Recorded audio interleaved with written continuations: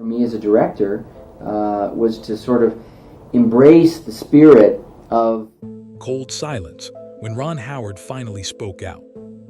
Ron Howard has always been Hollywood's quiet soul, a man of restraint, dignity, and calm precision. He built his legacy not on scandal but on storytelling. From A Beautiful Mind to Apollo 13, his name became synonymous with class. But when he finally spoke about the legends who raised him, the men and women once worshipped as golden gods, everything changed. His voice didn't rise, his face didn't twitch, but the words, they shattered decades of silence. "You wouldn't believe what those legends did when the cameras stopped," he once whispered. That one sentence cracked open a secret vault, one filled not with glittering memories, but with monsters who wore fame like a shield. To Howard, the so-called golden age of Hollywood was anything but gold. It was a polished lie, built on fear, silence, and power abused behind velvet curtains. And now, he's ready to say their names. But the first name he uttered was perhaps the most shocking of all. Errol Flynn, the devil behind the smile. Before James Bond sipped martinis or Jack Sparrow danced across decks, Errol Flynn was Hollywood's original bad boy. He swashbuckled through hearts with charisma so thick, even studio execs couldn't resist him. But Ron Howard saw through the sparkle. He was no rogue, he once said. He was a warning in disguise. Flynn's rise was meteoric. Captain Blood made him an overnight legend in 1935. But just 7 years later, in 1942, America woke up to headlines that froze the nation. 2 teenage girls accused Flynn of assault. In court, Flynn smirked. His lawyers, hired by Warner Bros., painted him as the real victim. Witnesses vanished. Fans screamed outside the courthouse. The machine protected him. He was acquitted. But behind closed doors, the mask dropped. In private letters revealed decades later, Flynn mocked his accusers, bragged about manipulation, and laughed at justice. Ron Howard said reading those letters changed him forever. Hollywood will protect monsters, as long as they keep smiling. Flynn died at 50, liver gone, money drained, soul long expired. Yet even in death, his story lived on as the blueprint of how Hollywood forgives charm but buries truth. And that truth only got darker as Howard turned his gaze to another giant. Kirk Douglas, the man who couldn't stop fighting. Kirk Douglas was everything America admired: self-made, defiant, heroic. Spartacus turned him into a symbol of freedom. But behind that toothy grin, Ron Howard saw something else, a storm. "There's a rage under that smile," he once said, "a rage that eats you alive." Born to poor immigrants, Douglas clawed his way to the top. But his climb left bruises. On set, he exploded. Crew members cried. Co-stars whispered warnings. He didn't act in scenes, he conquered them. Actress Deborah Paddett once confessed, he didn't want to dominate the role, he wanted to dominate us all. But the darkest whispers hovered for decades. In her 2018 memoir, Natalie Wood's sister Lana directly named Kirk Douglas as the man who assaulted Natalie when she was just 16. He was never charged, never questioned. Protected by silence, rewarded by applause. Even after his death at 103, the allegations returned not as gossip but as reckoning.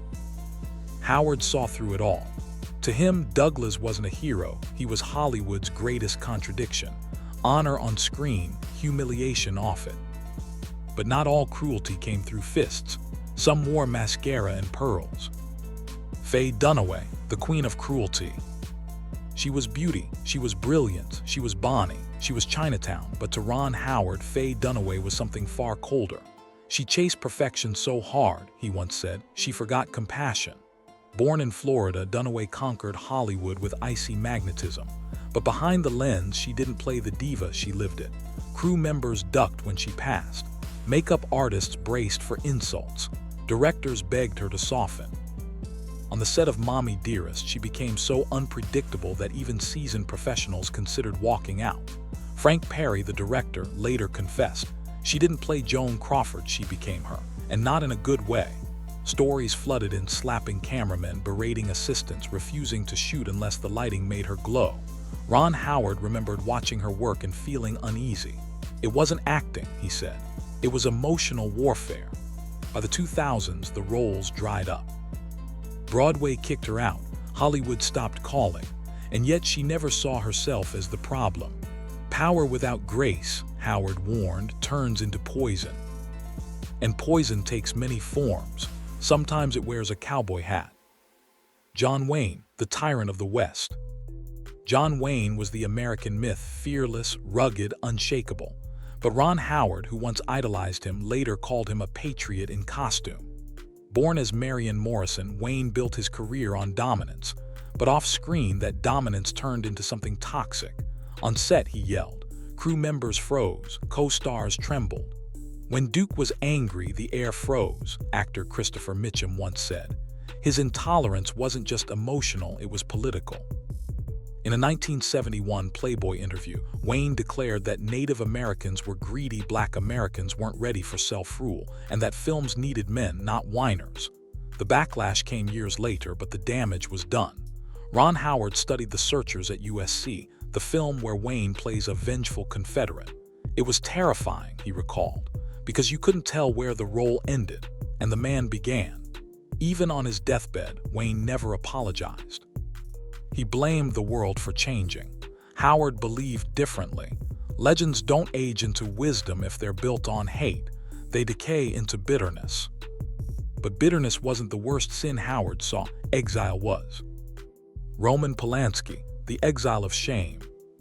If there's one name that makes Ron Howard's blood run cold, it's Roman Polanski, a brilliant filmmaker, a haunted survivor, and a man who in 1977 admitted to the unthinkable. At Jack Nicholson's home, Polanski assaulted a 13-year-old girl after a photo shoot. The evidence was clear. He pled guilty. Then before sentencing, he fled. He never returned. And yet, Hollywood still clapped. He won an Oscar in 2003. The crowd stood. But Ron Howard did not. I thought of that girl, he said, and how applause must sound to her. In 2020, Polanski won another award in France. Protesters stormed out. Howard saw that moment as justice arriving late, but not too late. A monster doesn't become less monstrous because he frames a beautiful shot, he told Vanity Fair. For Howard, Polanski's story represents the ugliest truth. When art is used to protect the artist, it doesn't just betray the victim, it betrays the soul of cinema itself. And in that betrayal, even smiles become suspect. Mickey Rooney, the smile that lied. He danced, he joked, he sang his way into America's heart. Mickey Rooney was Hollywood's original child star, but to Ron Howard he was something far darker. He made the world laugh while dying inside. MGM built their empire on Rooney's boyish charm. By 18, he was the highest paid actor in the world, but fame twisted him. 8 marriages, gambling sprees, verbal abuse. Ava Gardner once called him the shortest man with the biggest ego alive. Judy Garland, his closest friend, hinted that his cruelty contributed to her breakdown. By the 2010s, the mask had fully cracked. His 8th wife and stepson were accused of elder abuse, isolating him and draining his money. When he died in 2014, his estate was worth less than $20,000. His funeral was funded by friends. Ron Howard said it best. The Golden Age's smiles were masks, and Rooney's smile lied the loudest. But Howard didn't tell these stories to hurt the dead. He told them to protect the living. The final cut, Ron Howard's warning to Hollywood. Ron Howard never wanted revenge. He wanted truth. These weren't smear campaigns, they were cautionary tales. Hollywood's golden age wasn't gold, he said. It was smoke and silence. The real monsters weren't in the horror movies. They sat in makeup chairs. They signed autographs. They smiled for the cameras while others suffered behind them. What Howard revealed wasn't just about the past, it was a warning for the future. That talent without empathy becomes cruelty. That fame without humility becomes a weapon. That legends aren't always heroes.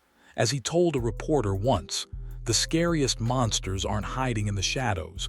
They're standing in the spotlight, and we're clapping for them.